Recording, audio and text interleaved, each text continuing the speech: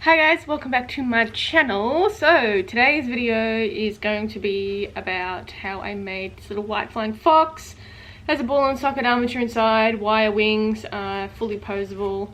It's not an albino one, but it is a white flying fox.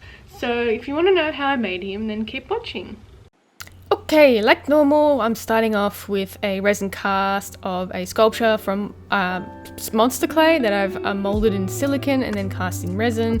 So I cast a whole bunch of these parts when I was doing this little project.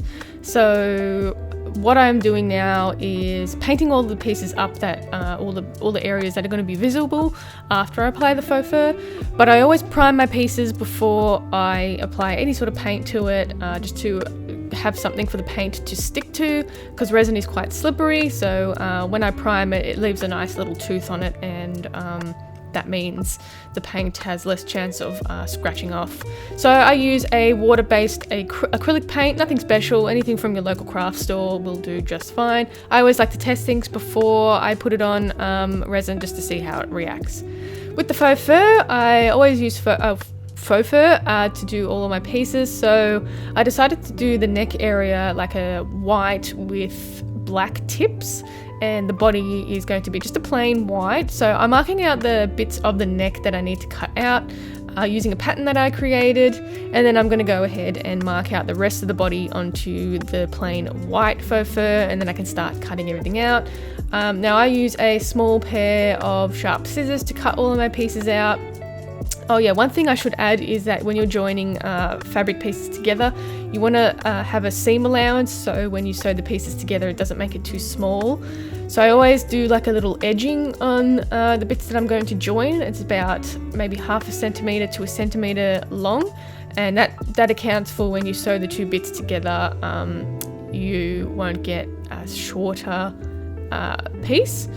So yeah, cutting it out with a small pair of sharp scissors. I like to use small scissors when cutting things out. I just find I have better control getting in between the pile of the fur and the backing, and only cutting the backing. So if you have like big scissors with big blades on it, sometimes you end up cutting the pile, and unless you're trimming it a lot, I'd probably recommend using something small. I've dabbled with using a blade before, but I don't really like it because it kind of stretches the fabric, so I just prefer to use scissors.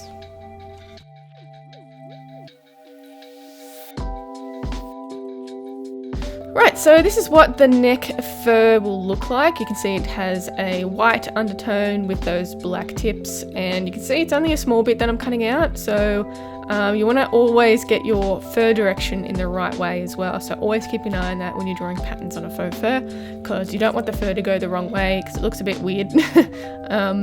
So yes, this is just two small little bits of the neck area because the bats are only a 2-piece body. It's really simple to sew up. So yeah, you only need 2 little bits of faux fur for this. It's really great when you have smaller parts of the faux fur, when you have a small body, because you can really use those bits of, I guess, scrap fur, leftover bits that wouldn't ordinarily fit a larger doll like a wolf or something.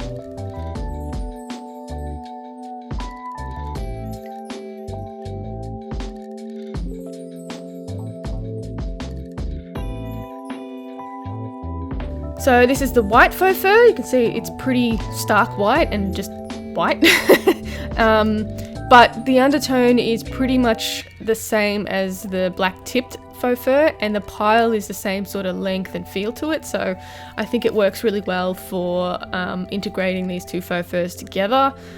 It's always sometimes it's a bit difficult to integrate furs that are different pile length or a different texture or anything like that, but you can slowly integrating it with trimming and just working the fabric a little bit more.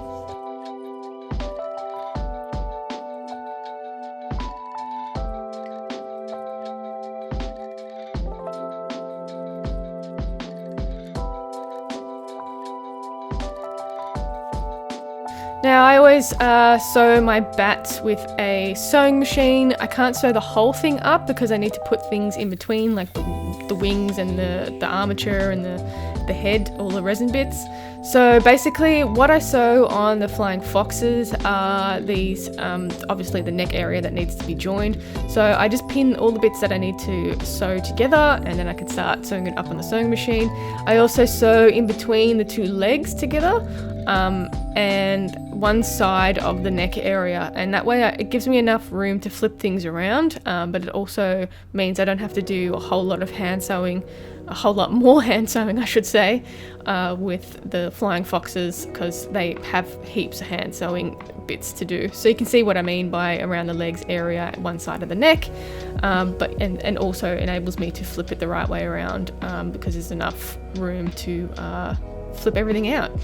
So for these flying foxes, I use a cotton fabric for the wings. I have a wing tutorial or process over on my Patreon if you want to know how I made the first ones. I'm currently working on a new one because the process is a little bit different from what I did at the start. So I am working on that. It will be both on my Patreon and in my shop in the coming weeks or months, so it depends when I can get to it. But I'm just hoping the footage is good enough. I have to go through it all and see if it's good enough. So once I've done all the wings, I start trimming everything up to make it actually look like wings. And it's kind of the fun part, because then you can see where everything starts coming together and your flying fox starts to take shape. The white fabric's a little bit more difficult because it can stain, so you need to be a little bit more careful when you're handling the white stuff. With the black stuff, it usually shows a bit more faux fur that you can see in it, but it's nothing that a little lint remover can't fix. So before I close everything up, I'm going to paint a little nail thing that's on top of the wing. So I'm painting it a white color, and then it's got a little bit of discoloration towards the root area. And then once that's done, I can start gluing things up. And I start off by gluing the neck area to the head, so it acts as a nice solid base. So once it's adhered and dry, I can start pulling the body to the wings and sewing it up and making it really tight, and so it doesn't come undone. And then the eternal struggle of lots of hand sewing begins. There's so much hand sewing that needs to be done with the flying foxes. It's not something that you can do on a sewing machine. You won't get the same effect if you sew it up on a sewing machine. I didn't even know how you would, but so I use a ladder stitch to sew up these flying foxes.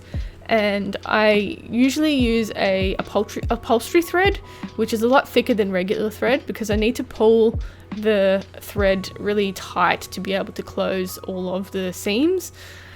But for the white one, I'm using a regular thread. It's by the brand Gutermann. You still want to get yourself a good quality thread so you can really pull the thread tight and it won't snap. A lot of cheap threads mean that you can snap the thread really easily, so definitely get yourself a good quality thread. Once that's sewn up, it takes so many hours to sew up, so flip forward to all sewn up.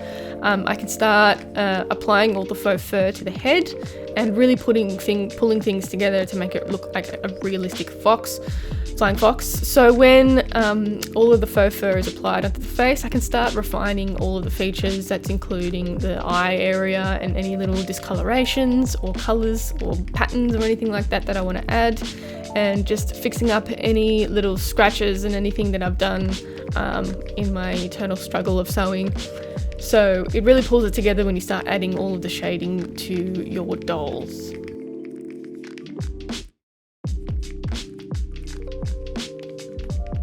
So for the colouring on the wings, what I found works really well is pastels.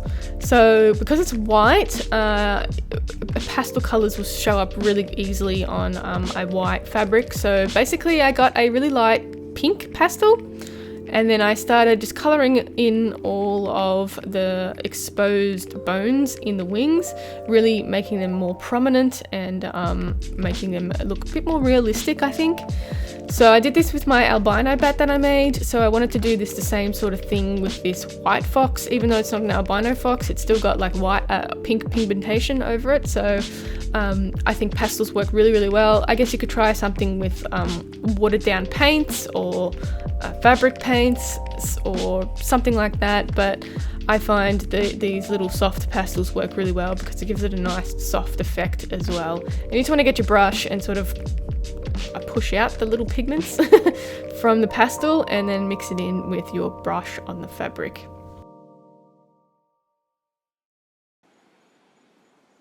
It's a really simple task for a really simple effect, I think, and so I add a little bit to the nose area as well, just to tie it in at the end. So this little one is available in my shop at creaturesofnat.com. Check it out. I do have payment plan options, so just send me a message before you purchase and we can work something out. I can tell you how to purchase it through the store on a payment plan. So you can check me out on Instagram, Facebook, Creatures of Nat, also TikTok. Ooh. And thanks to my patrons for supporting me. I really appreciate it. We're like 6 people away from that giveaway, so head over there, join any tier, and you'll be eligible for the art dog giveaway that I'm having on my Patreon. So everything's in the bottom description, and I'll catch you in the next one. Bye.